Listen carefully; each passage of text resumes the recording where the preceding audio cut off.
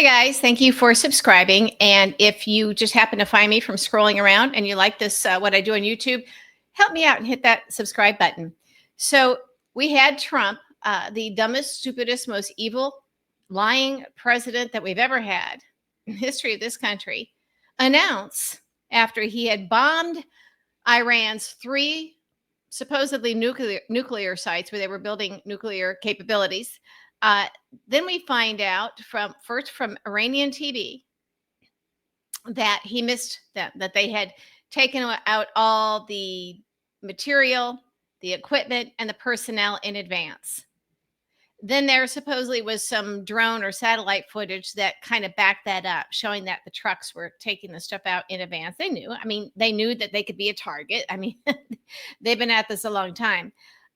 Then they're saying, okay, a lot of MAGA were saying, well, you can't believe Iranian state TV. And my gosh, who would believe that? Okay, fair enough. Fair enough. Doesn't mean they're wrong. It just means maybe you can't take them at their word necessarily. Even though there was this footage showing, they got this satellite footage or drone footage showing trucks taking stuff out. Well, then Israeli officials leaked to the press that, in fact, Trump missed, that the bombing was for nothing, that, in fact, Iran did, in fact, move everything out of those three locations in advance of Trump's stupid, illegal, unconstitutional bombing. He did this without consultation with Congress, and that is illegal. That is unconstitutional. The only way a president can do that is if it's an imminent emergency. Well, this was not. So Trump is already unconstitutional and illegal. And not only do we know it here in the United States, of course, Democrats won't do anything and Republicans are completely complicit, but the world knows, and that will matter. That will matter. So Iran then makes it clear that every American is a target, not just people in the military, civilians, us, not just us over there, us here. That means terror attacks, as I discussed yesterday in the video, and you probably all heard that now, but by now everywhere else. So Trump has brought that. Trump has brought terror to our shores. Of course, he did that on January 6th with his terrorists, his domestic terrorists, the insurrectionists. So not only did he miss his targets in Iran, but he now has brought terror to our shores. Okay, so then he goes and he announces, this is what really gets me. He announces this big ceasefire. And I'm going to try and find this. And then he, within an hour of this big announcement, because he's an idiot who doesn't understand the Middle East at all,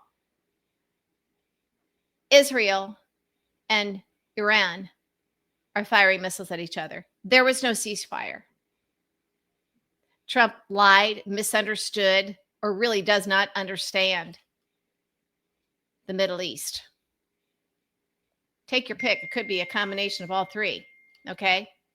So here it is. So now I'm reading that Iran still retains considerable tactical capabilities and remains a threat to U.S. troops in the region, a senior military commander told lawmakers on Tuesday. Iran's power has been weakened in general since Israel's military campaign began, Vice Admiral Brad Cooper told the Senate Armed Services Committee. Okay. But when asked if Iran still poses a severe threat to U.S. troops and Americans around the world, Cooper said yes. This is what Trump has done to us. They do. They possess considerable tactical capability, one element of which we saw yesterday, which we thwarted in defense of Al Udeid Air Base. Cooper said, noted that there could be other threats too, including terrorist attacks by Iranian-backed groups. This is what Trump has done. He failed. A week after he was humiliated by his big authoritarian dictator military, parade for his birthday, he does this.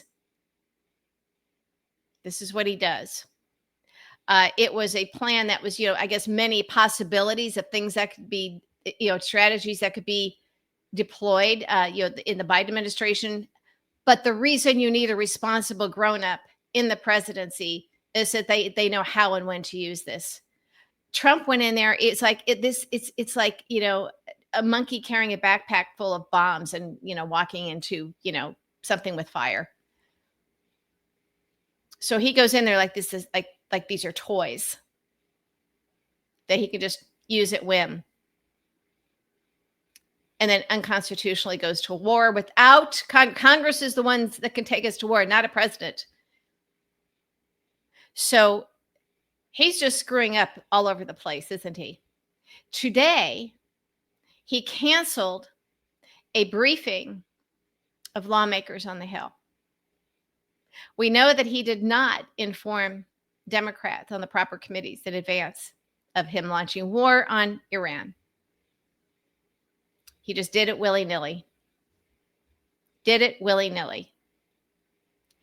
So right now he's out there saying how disappointed he is in both Israel and Iran for, not adhering to the ceasefire agreement. My God, Iran has broken every treaty. Come on.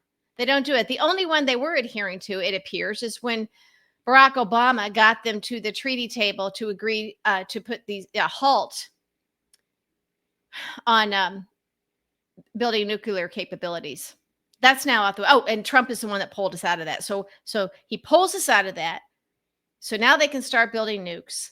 Then he says, well, we got to stop them from building nukes, even though this was pretty much being handled beforehand. But his ego wouldn't allow this to go through. So he bombs them. Then he thinks he negotiates a treaty.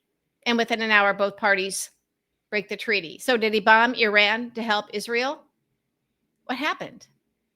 He doesn't know who our friends are and who our enemies are because Trump doesn't care to learn about such things. We know he doesn't read his morning briefing materials. He doesn't care.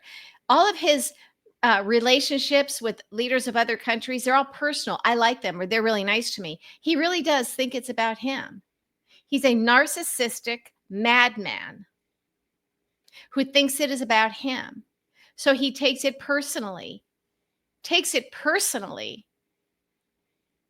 when both of these countries break the treaty because he thought it was his treaty. They just think they've hit pay dirt with the stupidest American president ever.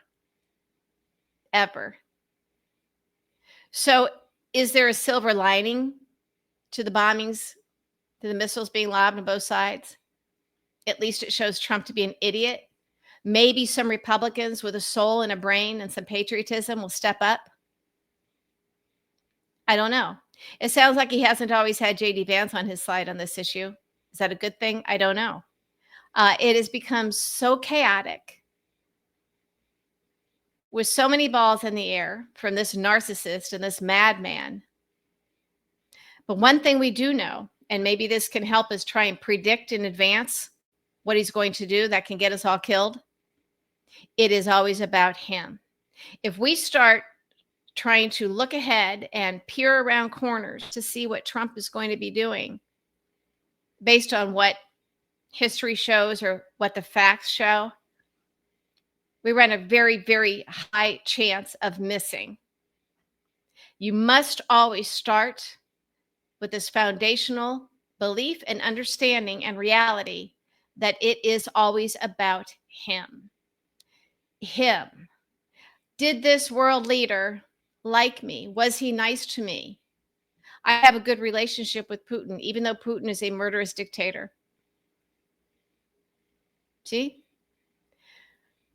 So Trump really thought that since he knows what he's doing and, this is just tactical and he can't believe that somebody else didn't do it before, and he has a good relationship with Bibi Netanyahu, he thinks that's all it takes. He thinks that almost a century of this conflict is that easy. He doesn't understand the complexities of it. The one thing that we all learn in like 7th grade is that the Middle East is very, very complex. And it's a tinderbox. And in the wrong hands, it can explode. And what we just found out is Trump's little teeny tiny fingered vulgarian hands are the wrong hands to put this in. I don't know. I mean, I know he said this before in the era of Trump, but have we ever been in a more dangerous situation than we are now with him. It's bad. It's bad. So stay tuned.